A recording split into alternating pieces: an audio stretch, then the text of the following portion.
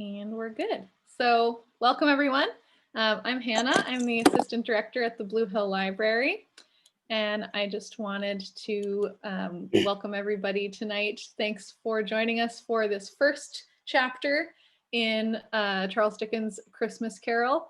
We're going to be doing this in 5 sections. They're mostly going to be on Tuesday evenings. So it'll be next Tuesday, December 1st, the following week, December 8th. Then we're switching it up a little. We're going to do it on Monday, December 14th for the 4th reading. And we'll finish it up on Tuesday, December 22nd. So everybody's welcome to attend all of those. And certainly, folks can come in and out if there are ones that you can't make live. We'll try to record them all and get them up so you can stay caught up. And I want to give lots of thanks and gratitude to Brent Waz over at St. Francis by the Sea. He approached me with this idea a few weeks ago, and we were so excited to collaborate on putting this together. He helped rustle up some readers for us and otherwise collaborate on this event. As some of you might know, we almost always traditionally do a reading of A Christmas Carol at the library's holiday party every December, which unfortunately we're not going to be able to hold as usual this year. So I was really pleased when he came to me with this idea to do something a little bit different, but try to still capture this nice story and sort of do it as a gift for the community. If you're interested in participating in one of the future readings, we're still, slotting people into different roles. So you can send me an email and I will happily add you to my list. But of course, everyone's welcome to just come and listen as well. Tonight, we're going to be reading the first stave of the story. And why don't we have our readers just quickly unmute yourselves and introduce yourselves and just kind of share your name and who you'll be performing as this evening. Well, I'm on the left. I have a modest role tonight. I'm Kathleen DeSilvi, and I am the gentleman from the Charitable Society and for one line of Bob Cratchit. And I'm glad to be here.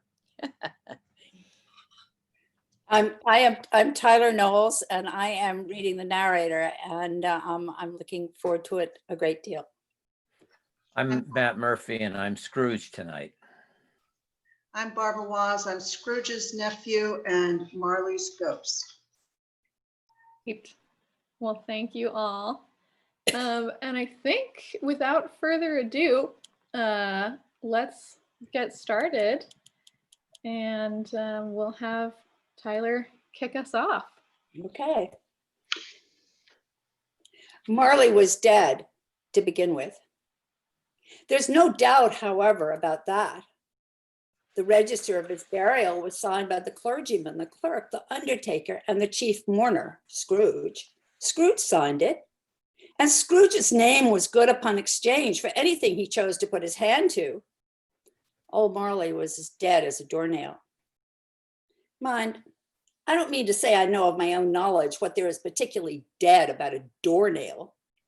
I might have been inclined myself to regard a coffin nail as the deadest piece of ironmongery in the trade. But the wisdom of our ancestors is in the simile, and my unhallowed hand shall not disturb it, or the country's done for. You will therefore permit me to repeat emphatically that Marley was as dead as a doornail. Scrooge knew he was dead? Of course he did. How could it be otherwise? Scrooge and he were partners for I don't know how many years. Scrooge was his sole executor, his sole administrator, his sole assigner, his sole residuary legatee, his sole friend and sole mourner. And even Scrooge was not so dreadfully cut up by the sad event, but that he, was being an excellent man of business, on the very day of the funeral, solemnized it with an undoubted bargain. The mention of Marley's funeral brings me back to the point I started from. There is no doubt that Marley was dead. This must be distinctly understood, or nothing wonderful can come of the story I'm going to relate. If we were not perfectly convinced that Hamlet's father died before the play began, there would be nothing more remarkable in his taking a stroll at night in an easterly wind upon his own ramparts than there would be in any other middle-aged gentleman rashly turning out after dark in a breezy spot, say St. Paul's churchyard, for instance, literally to astonish his son's weak mind.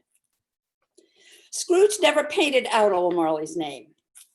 There it stood years afterwards above the warehouse door, Scrooge and Marley. The firm was known as Scrooge and Marley. Sometimes people new to the business call Scrooge Scrooge, and sometimes Marley, but he answered to both names. It was all the same to him. No, but he was a tight-fisted hand at the grindstone, Scrooge. Scrooge, a squeezing, wrenching, grasping, scraping, clutching, covetous old sinner. Hard and sharp as flint, from which no steel had ever struck out generous fire. Secret and self-contained and solitary as an oyster. The cold within him froze his old features, nipped his pointed nose, shriveled his cheeks, stiffened his gait, made his eyes red, his thin lips blue, and spoke out shrewdly in his grating voice. A frosty rime was on his head, on his eyebrows, and his witty chin. Wiry chin, actually. He carried his own low temperature always about with him. He iced his office in the dog days, and he didn't thaw it 1 degree at Christmas. External heat and cold had little influence on Scrooge. No warmth could warm, no wintry weather chill him. No wind that blew was bitterer than he, no falling snow was more intent upon its purpose, no pelting rain less open to entreaty. Foul weather didn't know where to have him. The heaviest rain and snow and hail and sleet could boast of the advantage over him in only one respect. They often came down handsomely, but Scrooge never did. Nobody ever stopped him on the street to say with gladsome looks, "My dear Scrooge, how are you? When will you come to see me?" No beggars implored him to bestow a trifle. No children asked him what was o'clock. No man or woman ever once in all his life inquired the way to such and such a place of Scrooge. Even the blind man's dogs appeared to know him, and when they saw him coming on, would tug their owners into doorways and up courts, and then would wag their tails as though they said, no eye at all is better than an evil eye, dark master." Well, what did Scrooge care? It was the very thing he liked. To edge his way along the crowded paths of life, warning all human sympathy to keep its distance, was what the knowing ones call nuts to Scrooge. Once upon a time, of all the good days of the year, on Christmas Eve, old Scrooge sat busy in his counting house. It was cold, bleak, biting weather, foggy withal, and he could hear the people in the court outside go wheezing up and down, beating their hands upon their breasts and stamping their feet upon the pavement stones to warm them. The city clocks had only just gone 3, but it was already quite dark. It had not been light all day, and candles were flaring in the windows of neighboring offices, like ruddy smears upon the palpable brown air. The fog came pouring in at every chink and keyhole, and was so dense without that although the court was of the narrowest, the houses opposite were mere phantoms. To see the dingy cloud come drooping down, obscuring everything, one might have thought that nature lived hard by and was brewing on a large scale. The door of Scrooge's counting house was open that he might keep his eye upon his clerk, who in a dismal little cell beyond, a sort of tank, was copying letters. Scrooge had a very small fire, but the clerk's fire was so very much smaller it looked like one coal, but he couldn't replenish it. For Scrooge kept the coal box in his own room, and so surely as the clerk came in with the shovel, the master predicted it would be necessary for them to part. Wherefore, the clerk put on his white comforter and tried to warm himself at the candle, in which effort, not being a man of strong imagination, He failed. Merry Christmas, Uncle. God save you. It was the voice of Scrooge's nephew who came upon him so quickly that this was the first intimation he had of his approach.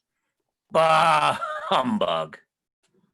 He had so heated himself with rapid walking in the fog and frost, this nephew of Scrooge's, that he was all in a glow. His face was ruddy and handsome, his eyes sparkled, and his breath smoked again. Christmas a humbug, Uncle? You don't mean that, I am sure. I do. Merry Christmas. What right have you to be merry? What reason have you to be merry? You're poor enough. Come then. What right have you to be dismal? What reason have you to be morose? You're rich enough. Scrooge, having no better answer already on the spur of the moment, said, Bah, humbug. Don't be cross, Uncle. What else can I be when I live in such a world of fools as this? Merry Christmas. Out upon Merry Christmas. What's Christmas time to you but a time for paying bills without money? A time for finding yourself a year older, but not an hour richer. A time for balancing your books, having every item in them through a round of dozen mouths presented dead against you. If I could work my will, every idiot who goes about with Merry Christmas on his lips should be boiled with his own pudding and buried with a stake of holly through his heart. He should. Uncle. Nephew, keep Christmas your own way and let me keep it mine. Keep it, but you don't keep it. Let me leave it alone then. Much good may it do you. Much good has it ever done you. There are many things from which I might have derived good, by which I have not profited, I dare say, Christmas amongst the rest. But I am sure I have always thought of Christmas time when it has come around, apart from the veneration due to its sacred name and origin. If anything belonging to it can be apart from that, as a good time, a kind, forgiving, charitable, pleasant time, the only time I know of in the long calendar of the year, when men and women seem by one consent to open their shut up hearts freely and to think of people below them as if they really were fellow passengers to the grave and not another race of creatures bound on other journeys. And therefore, Uncle, though it has never put a scrap of gold or silver in my pocket, I believe that it has done me good and will do me good. And I say, God bless it. The clerk in the tank involuntarily applauded. Becoming immediately sensible of the impropriety, he poked the fire and extinguished the last frail spark forever.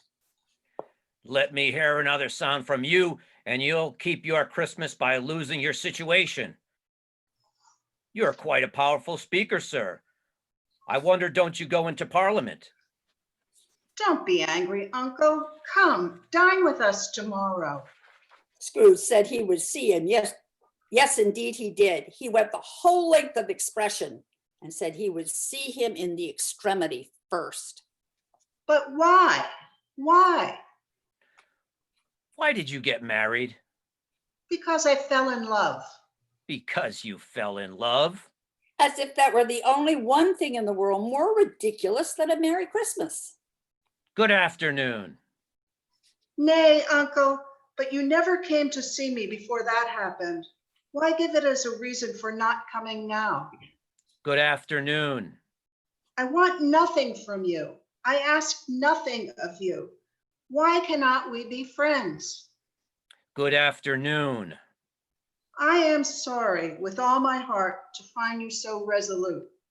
We have never had any quarrel to which I have been a party, but I have made the trial and homage to Christmas, and I'll keep my Christmas humor to the last.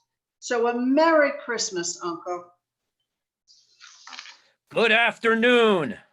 And a Happy New Year. Good afternoon. His nephew left the room without an angry word notwithstanding. He stopped at the outer door to bestow the greetings of the season on the clerk, who, cold as he was, was warmer than Scrooge, for he returned them cordially.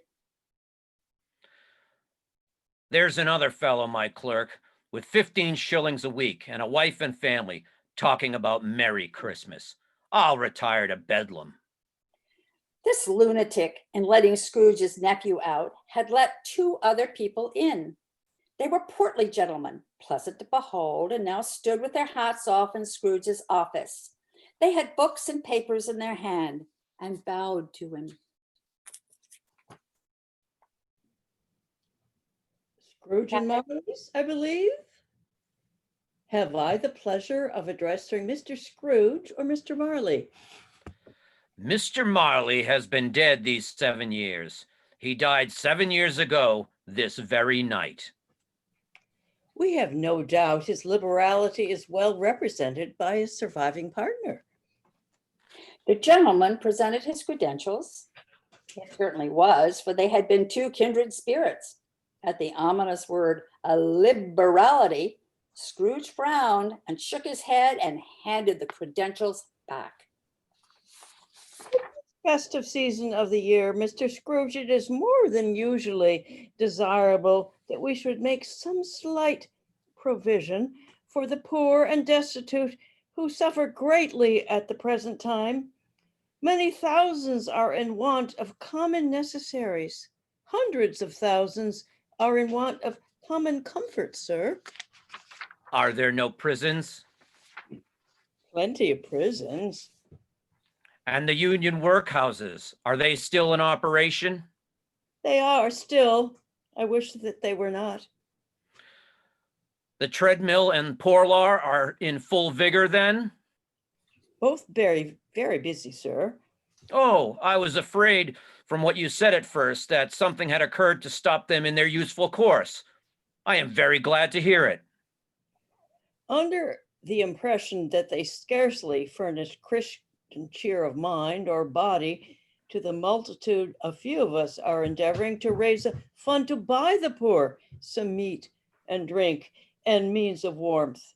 We choose this time because it is a time of all others when want is keenly felt and abundance rejoices. What shall I put you down for? Nothing. You wish to be anonymous? I wish to be left alone. Since you ask me what I wish, gentlemen, that is my answer. I don't make merry myself at Christmas, and I can't afford to make idle people merry. I help to support the establishments I have mentioned. They cost enough, and those who are badly off must go there. Many can't go there, and many would rather die. If they would rather die, they had better do it and decrease the surplus populations. Besides, excuse me, I don't know that. But you might know it. It's not my business. It's enough for a man to understand his own business and not to interfere with other people's. Mine occupies me constantly. Good afternoon, gentlemen. Seeing clearly that it would be useless to pursue their point, the gentleman withdrew. Scrooge resumed his labors with an improved opinion of himself and a more facetious temper than was usual with him. Meanwhile, the fog and darkness thickened so that people ran about with flaring links, proffering their services to go before horses and carriages and conduct them on their way. The ancient tower of a church, whose gruff old bell was always peeping slyly down at Scrooge out of a Gothic window in the wall, became invisible and struck the hours and quarters in the clouds with tremulous vibrations afterwards, as if its teeth were chattering in its frozen head up there. The cold became intense. In the main street at the corner of the court, some laborers were repairing the gas pipes and had lit a great fire in a brazier, around which a party of ragged men and boys were gathered, warming their hands and winking their eyes before the blaze in rapture. The water plug, being left in solitude, is overflowing, sullenly congealed and turned to misanthropic ice. The brightness of the shops where holly sprigs and berries crackled in the lamp heat of the windows made pale faces ruddy as they passed. Poulterers' and grocers' trade became a splendid joke, a glorious pageant with which it was next to impossible to believe that such dull principles as bargain and sale had anything to do. The Lord Mayor in the stronghold of the mighty mansion house gave orders to his 50 cooks and butlers to keep Christmas as the Lord Mayor's household should. And even the little tailor, whom he had fined 5 shillings on the previous Monday for being drunk and bloodthirsty in the streets, stirred up tomorrow's pudding in his garret while his lean wife and the baby sallied out to buy the beef. Foggier yet and colder, piercing, searching, biting, cold. If the good St. Dunstan had but nipped the evil spirit's nose with a touch of such weather as that, instead of using his familiar weapons, then indeed he would have roared to lusty purpose. The owner of one scant young nose, gnawed and mumbled by the hungry cold as bones are gnawed by dogs, stooped down at Scrooge's keyhole to regale him with a Christmas carol. But at the first sound of "God bless you, merry gentlemen, may nothing you dismay," Scrooge seized the ruler with such energy of action that the singer fled in terror, leaving the keyhole to the fog and even more congenial frost. At length, the hour of shutting up the counting house arrived. With an ill will, Scrooge dismounted from his stool and tacitly admitted the fact to the expectant clerk in the tank, who instantly snuffed his candle out and put on his hat. You'll want all day tomorrow, I suppose. If quite convenient, sir. It's not convenient and it's not fair.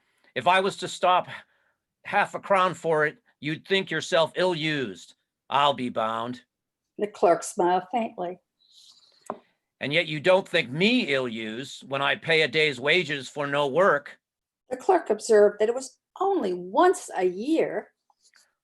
A poor excuse for picking a man's pocket every 25th of December. He buttoned his greatcoat to the chin. But I suppose you must have the whole day. Be here all the earlier the next morning.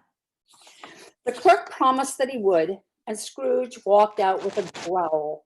The office was closed in a twinkling, and the clerk, with the long ends of his white comforter hanging below his waist, for he boasted no greatcoat, went down a slide on Cornhill and at the end of a lane of boys 20 times in honor of its being Christmas Eve. Then he ran home to Camden Town as hard as he could to play at Blindman's Buff.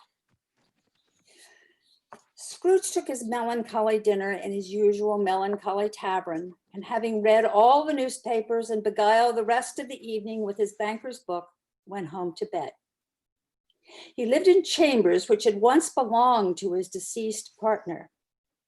They were a gloomy suite of rooms and a lowering pile of building up a yard where it had so little business to be that one could scarcely help fancying it must have run there when it was a young house playing at hide and seek with other houses and forgotten the way out again. It was old enough now and dreary enough, for nobody lived in it but Scrooge, the other rooms being all let out as offices. The yard was so dark that even Scrooge, who knew its every stone, was fain to grope with his hands.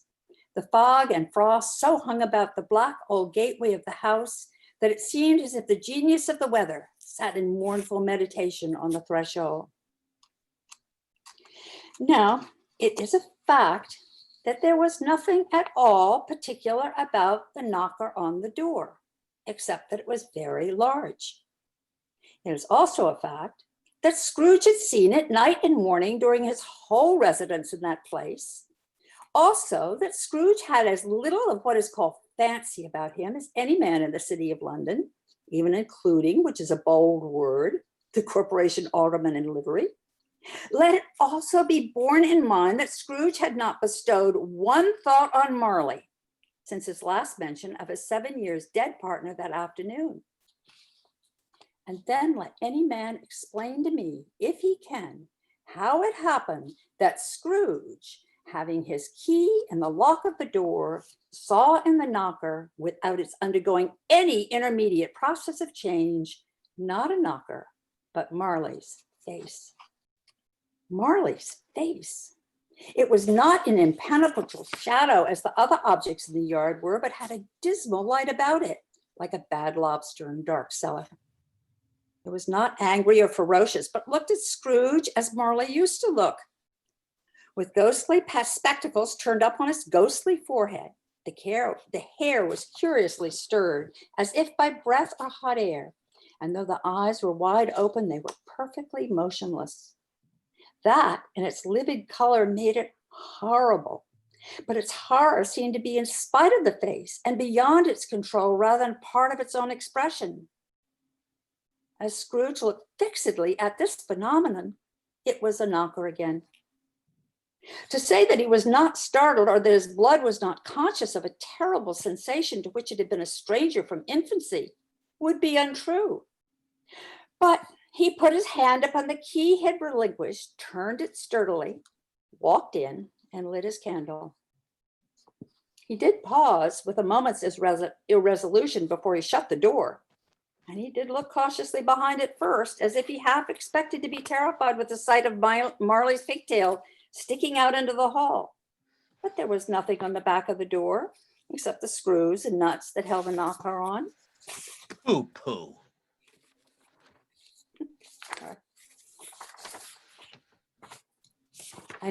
And closed it with a bang.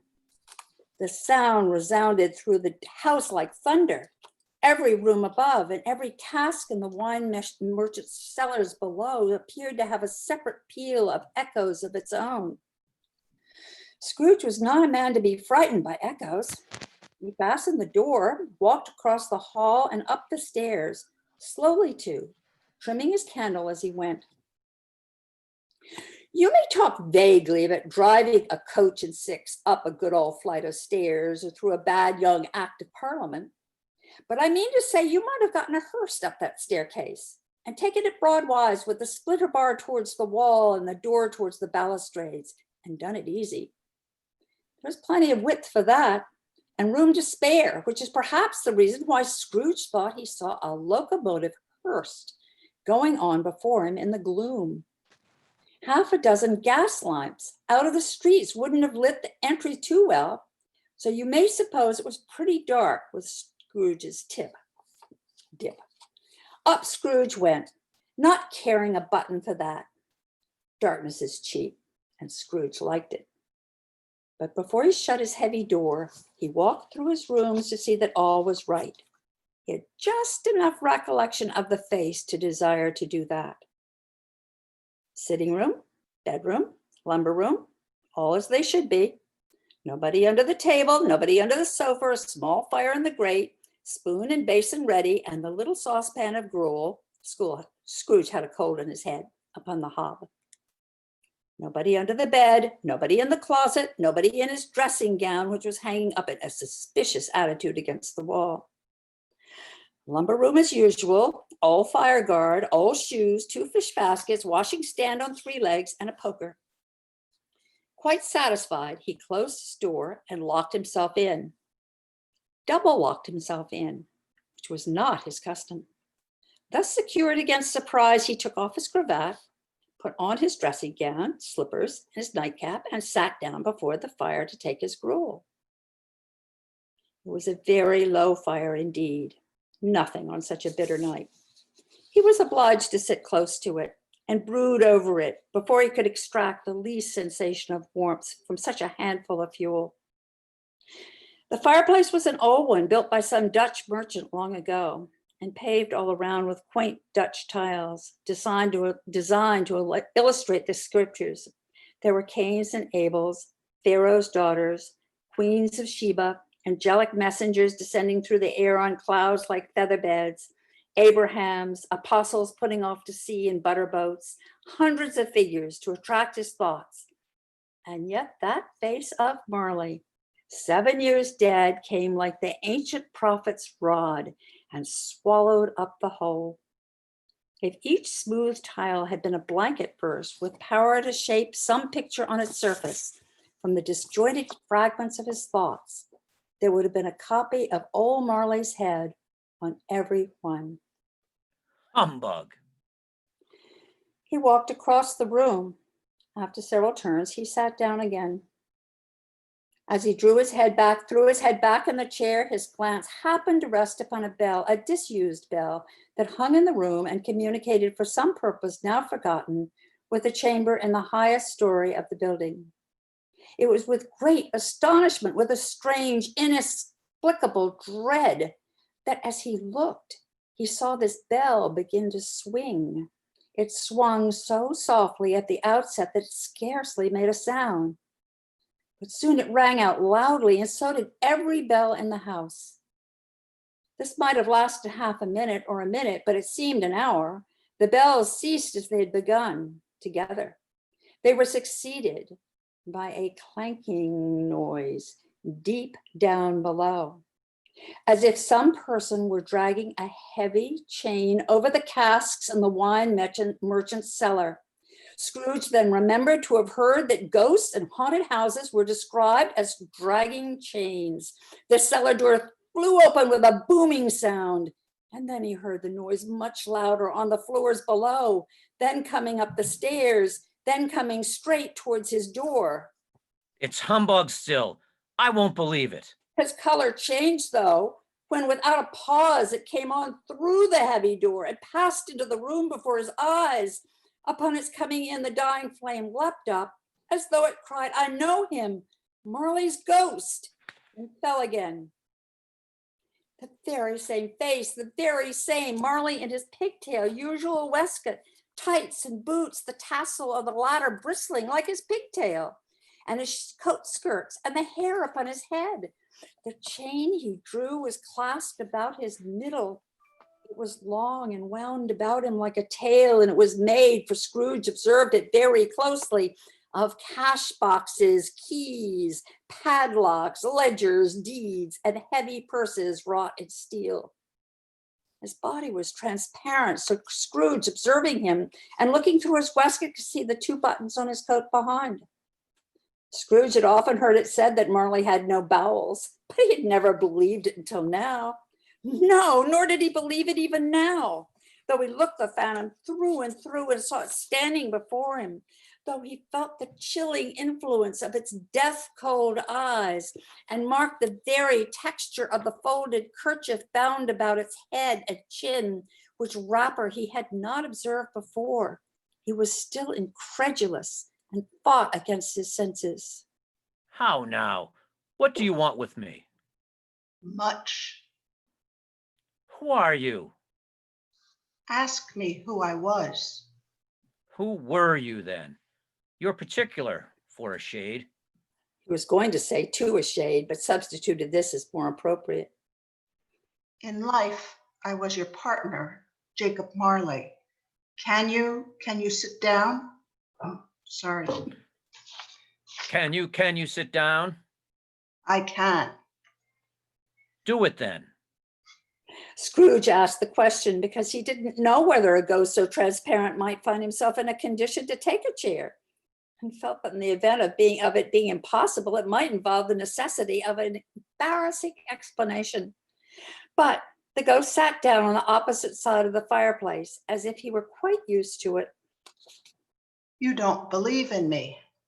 I don't. What evidence would you have of my reality beyond that of your senses? I don't know. Why do you doubt your senses? Because a little thing affects them. A slight disorder of the stomach makes them cheats. You may be an undigested bit of beef, a blot of mustard, a crumb of cheese, a fragment of an underdone potato. There's more gravy than a grave about you, whatever you are. Scrooge was not much in the habit of cracking jokes, nor did he feel in his heart by any means waggish then. The truth is, he tried to be smart as a way of distracting his own attention, keeping down his terror. But the specter's voice disturbed the very marrow in his bones. To sit, staring at those fixed, glazed eyes in silence for a moment would play, Scrooge felt, the very deuce with him. There was something very awful, too, in the specter's being provided with an infernal atmosphere of its own. Scrooge couldn't feel it himself, But this was clearly the case, for the ghost sat perfectly motionless. His hair and skirts and tassels were still agitated as if by a hot vapor from an oven. You see this toothpick? He returned quickly to the charge for the reason just assigned, and wishing, though it was only for a second, to divert the vision's stony gaze from himself. I do, You are not looking at it. but I see it, notwithstanding. Well, I have but to swallow this and be for the rest of my days persecuted by a legion of goblins, all of my own creation. Humbug, I tell you, humbug!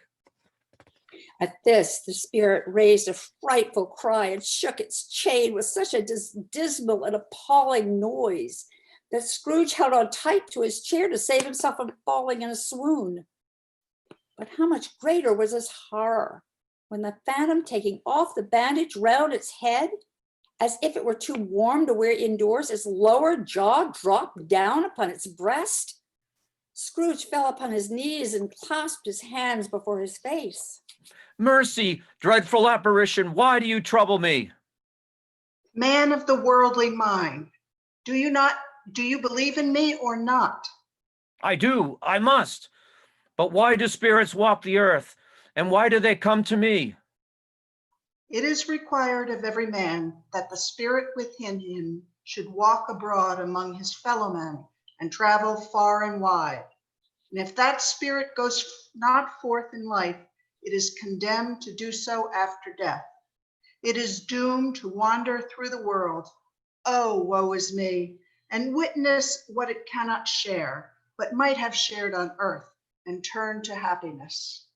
Again, the specter raised a cry and shook its chain and wrung its shadowy hands. You are fettered.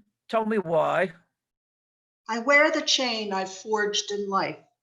I made it link by link and yard by yard. I girded it on my own free will, and of my own free will, I wore it. Is its pattern strange to you? Scrooge trembled more and more. Or would you know the weight and length of the strong coil you bear yourself? It was full of heavy, and as long as this, 7 Christmas Eves ago. You have labored on it since. It is a ponderous chain. Scrooge glanced about him on the floor in the expectation of finding himself surrounded by some 50 or 60 fathoms of iron cable, but he could see nothing. Jacob, old Jacob Marley, tell me more. Speak comfort to me, Jacob. I have none to give. It comes from other regions, Ebenezer Scrooge, and is conveyed by other ministers to other kinds of men. Nor can I tell you what I would. A very little more is all permitted to me. I cannot rest. I cannot stay. I cannot linger anywhere. My spirit never walked beyond our counting house. Mark me. In life, my spirit never roved beyond the narrow limits of our money-changing hole, and weary journeys lie before me. It was a habit with Scrooge, whenever he became thoughtful, to put his hands in his breeches pockets. Pondering on what the ghost had said, he did so now, but without lifting up his eyes or getting off his knees. You must have been very slow about it, Jacob. Scrooge observed this in a business-like manner, though with humility and deference. Slow? 7 years dead and traveling all the time. The whole time.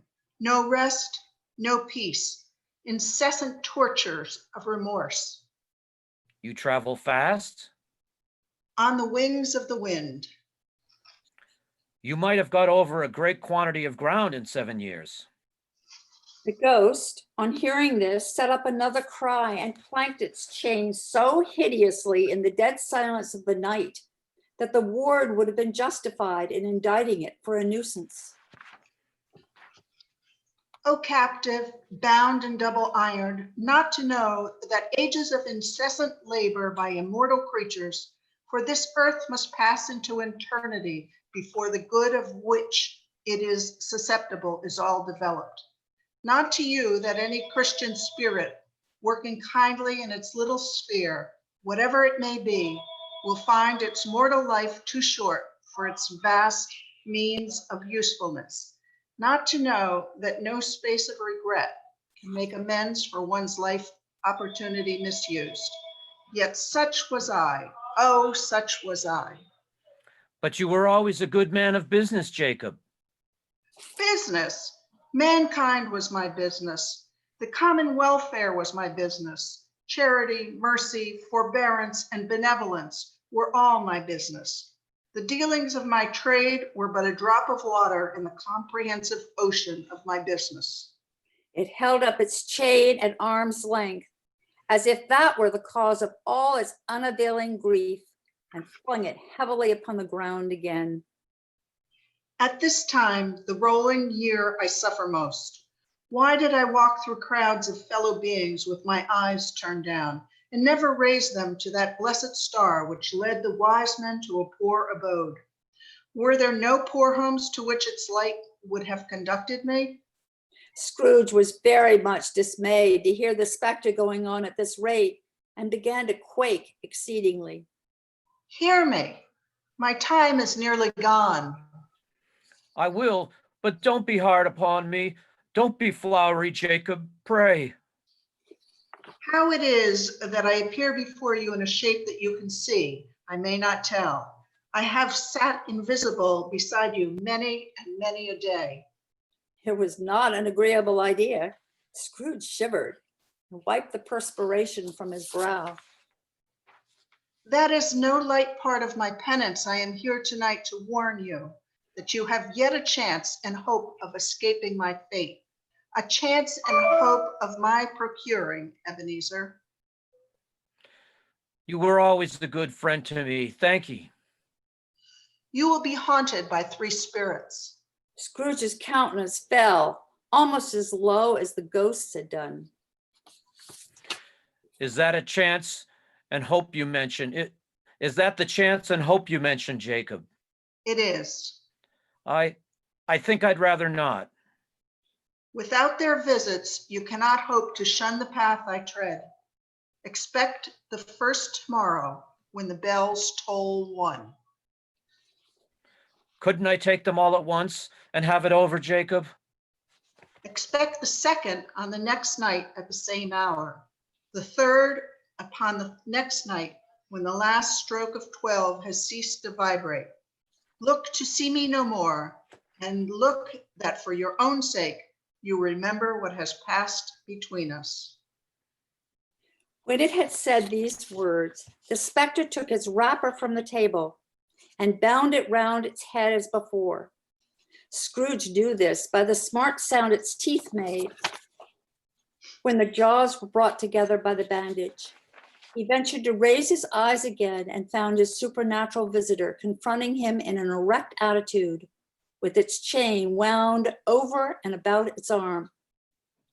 The apparition walked backwards, and at every step it took, the window raised itself a little, so when the specter reached it, it was wide open.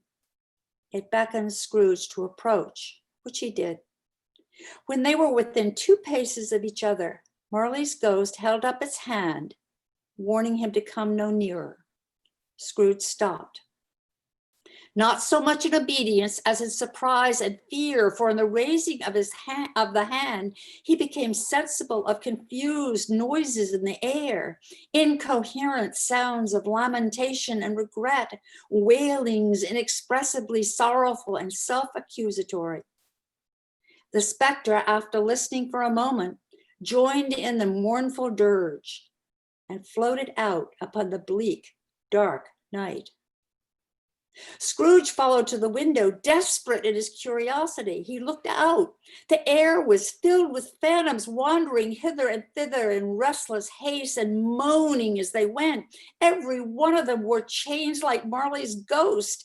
Some few, they might be guilty governments, were linked together. None were free. Many had been personally known to Scrooge in their lives. He had been quite familiar with one old ghost in a white waistcoat with a monstrous iron safe attached to its ankle, who cried piteously at being unable to assist a wretched woman with an infant whom it saw below upon a doorstep. The misery with them all was clearly that they sought to interfere for good in human matters and had lost their powers forever. Whether these creatures faded in a mist or mist enshrouded them, he could not tell, but they and their spirit voices faded together, and the night became as it had been when he walked home. Scrooge closed the window and examined the door by which the ghost had entered. It was double locked, as he had locked it with his own hands, and the bolts were undisturbed. He tried to say humbug, but stopped the first syllable. And being from the emotion he had undergone, or the fatigues of the day, or his glimpse of the invisible world, or the dull conversation of the ghost, or the lateness of the hour, much in need of repose, went straight to bed without undressing, and fell asleep upon the instant. Done. Thank you. Thank you, everyone. Oh, that was great. So